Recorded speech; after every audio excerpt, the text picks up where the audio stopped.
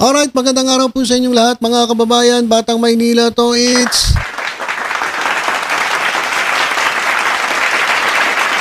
Tameme na naman po si Sara Duterte dito sa savagery ni Yusek Claire Castro.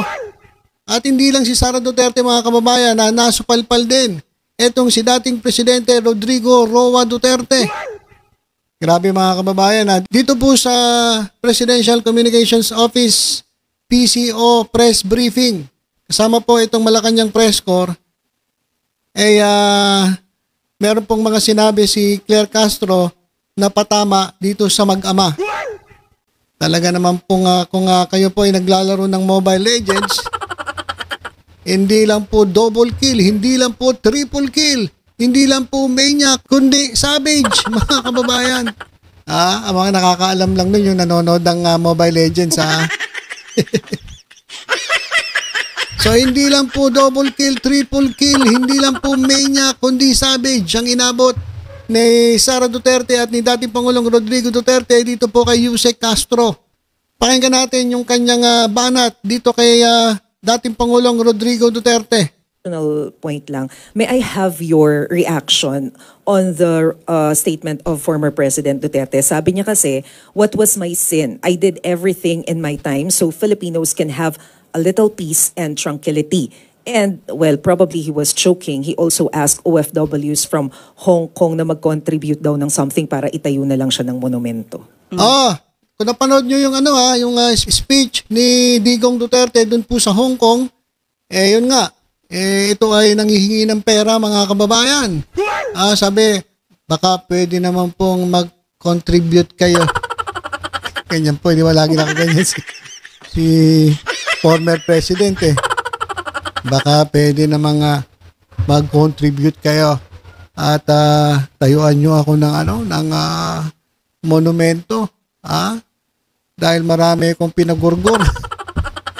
Ayan, di ba? Sabi, nanghingi pa siya ng pera. Daming ang mga nakita kong comment sa Facebook. Ay, bakit ka nanghihingi ng pera? Ba't daw nanghihingi ng pera? Kasi gusto nga niyang magpatayo ng monumento. Pero alam niyo naman na biro yan Alam niyo naman itong si Digong Duterte. Lahat na lang ng bagay, kahit seryoso, ginagawang biro. So ano raw ang reaksyon? Kayo ba mga kababayan, payag ba kayo? Na matayuan ng monumento si Duterte? Kasi kung payag kayo, mag-contribute na kayo. Payag ba kayo? Pakinggan natin ang sagot ni Yusek Claire Castro. Siguro po ang pagdedeklara ng isang tao na hero, dapat hindi po siya ang nagsasabi nun. Taong bayan ang magsasabi kung siya ay naging hero. At hindi raw pwede yung self-proclaimed hero. Uso kasi sa kanila yun mga kababayan yung self-proclaimed. Parang si Sige Beloy. Self-proclaimed son of God. Kaya mga kababayan, ito si dating Pangulong Rodrigo Duterte, self-proclaimed hero. At feeling niya hero siya, kaya sabi niya, mag-contribute kayo para at magtayo kayo ng monumento ko. Kasi baka malapit na akong kunin ni Lord. Sabi ni Yusek Claire Castro, hindi po pwede. Hindi po pwede nga ikaw ay self-proclaimed hero. Hayaan mo ang ibang tao ang magdeklara sa'yo na ikaw ay hero. Hindi po pwede yung sasabihin mo na hero ka. Diba? Ano ka? Hero? Sabi ni Claire Castro. gawan siya ng monumento. Ngayon, patungkol naman po doon sa sinasabi niya na wala siyang kasalanan, marami na po tayong nadinig. Siya mismo po ang umamin sa hearing sa Quadcom at saka sa Senado. Marami siyang inamin. Unang-una, sinabi niya na he encouraged, diba? He ordered the police officers to encourage the suspect to fight. For what? Anong purpose nun? Ang sabi niya, inamin niya, para magamit din yung depensa. Because kapag lumaban ang isang suspect, maaari itong masabing self-defense on the part of the police officers. Pero hindi dapat ganoon ang gawin. There should be a due process. We have to give the suspect, any accused, the right for this due process. Hindi tayo dapat laging cut the process. At ang sabi niya, bakit daw ginawa yun? Para mabilis masulba or marisolba ang problema. Mabawasan agad ang problema. Hindi ganun pamamaraan. Hindi pa ba yun kasalanan? Maybe sa mga taong hindi na biktima ng EJK at bloody tokhang, maaaring nagpupunyagi at umapalakpak. Pero paano naman po yung mga namatayan at yung pamilya na nawalan ng kanilang mahal sa buhay dahil lang sa walang due process na ibinigay sa kanila? Salamat po. Okay, so yan mga kababayan, yung banat niya kay Rodrigo Duterte. Pakinggan naman natin. Nagagaya ako kay Claire Castro. Bakit kasi ganun ka magsalita, ma'am? Ngayon, eto naman. Punta naman tayo sa banat niya kay Sara Duterte. Kasi mga kababayan, meron ding sinabi si Sara Duterte. Sabi ni Sara Duterte, siya raw ay na-scam. Pero hindi totoo yan. Kasi ang totoo, ang gobyerno, ang na-scam. Ha? Baliktad po. Tila po baliktad ata. Sinasabi ni Sara Duterte. Ito, pakinggan natin si Jose Claire Castro. Mga kababayan. Meron pong Miwiget Palace reaction sa latest statement po ni Vice President Sara Duterte na yung OVP daw po ay iniwan na raw po ng government.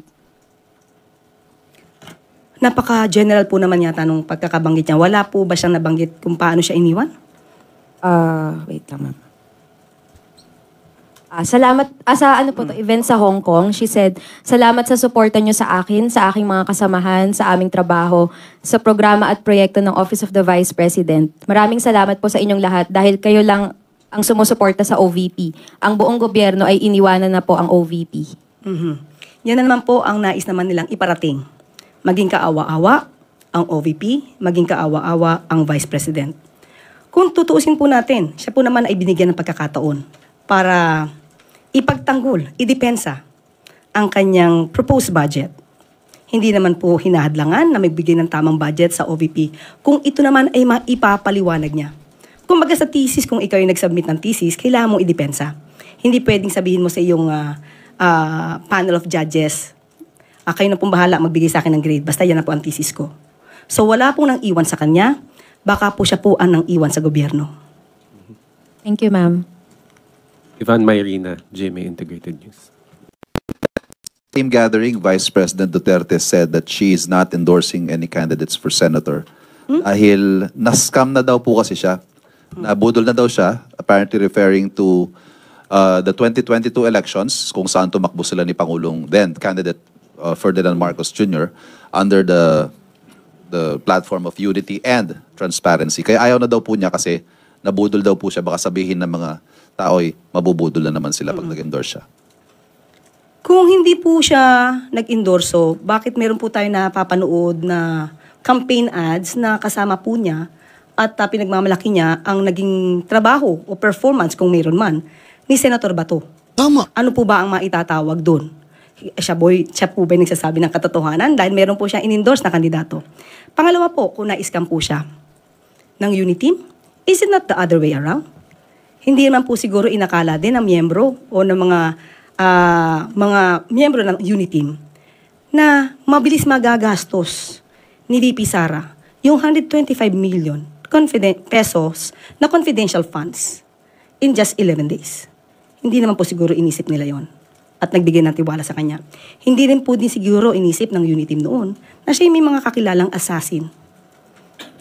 At hindi rin po siguro inisip ng Uniteam noon na ang gustong continuation, kasi parang meron po sinabi na dapat may continuity. Pero hindi rin po papayag ang Pangulo na ituloy po yung sinasabing bloody tokhang at EJK. Maaaring isa po yung sa mga dahilan kung bakit inayawan din ni VP Sara. Dahil hindi po lahat ng ginawa ng dating administrasyon ay susundin ng pikit mata ng Pangulo. Thank you. Okay. So yan po, mga kababayan. Totoo naman ang sinasabi ni Jose Claire Castro na sinasabi niya hindi siya nag-i-endorso. Pero, in-endorso niya si Bato. So, sino nang loloko? Niloloko tayo nito. Di Di ba? Sakit. Hirap naman pala gayahin to si Jose Claire Castro. So yan mga kababayan, yung banat ni Jose Claire Castro kay Sara Duterte at kay former President Rodrigo Duterte. Kasi itong dalawa na to masyadong masyadong maraming dakdak di ba? Sabi ni former President, pengi pong pera. Mag-contribute kayo para matayuan nyo ako ng monumento. Sabi ni Claire Castro, hindi po pwede yun. Dapat hindi ka self-proclaimed hero. Hayaan mo ang ibang tao ang magsabi na ikaw ay hero. Tapos ito naman si Sara Duterte. Sabi niya na-scam daw siya. Sabi ni Claire Castro para namang mali. Di ba? Kasi ang alam ko, ang gobyerno ang na-scam. Hindi po si Sara Duterte. Kabaliktaran po ang sinasabi niya. Di ba po? Mga kababayan. Yan po. Yan po ang banat ni Jose Claire Castro kay Tatay Digong at doon sa anak niyang si Sara Duterte. Mga paawa, ang daming maraming alam din to mga kababayan. Panay ang sisi sa gobyerno. Kaya marami ko nababasa mga kababayan habang sila nandun sa Hong Kong. Sabi, nandiyan ba si PRRD sa kasi Sara Duterte sa Hong Kong? Di mag-celebrate tayo. At sana wag na silang bumalik dito para tahimik ang bansa. So, ang dami ko nakikita ng ganun mga kababayan. So, etong mga to, kahit saan pumunta, dito sa Pilipinas, kahit sa ibang bansa, wala na ba kayong ibang magawa? Puro na lang ba paninira ang gagawin ninyo sa gobyerno? Puro na lang ba pagtataas sa sarili? Hindi ba pwedeng umupo muna tayo saglit? Pag-usapan natin yung taong bayan. Pag-usapan natin yung problema ng taong bayan.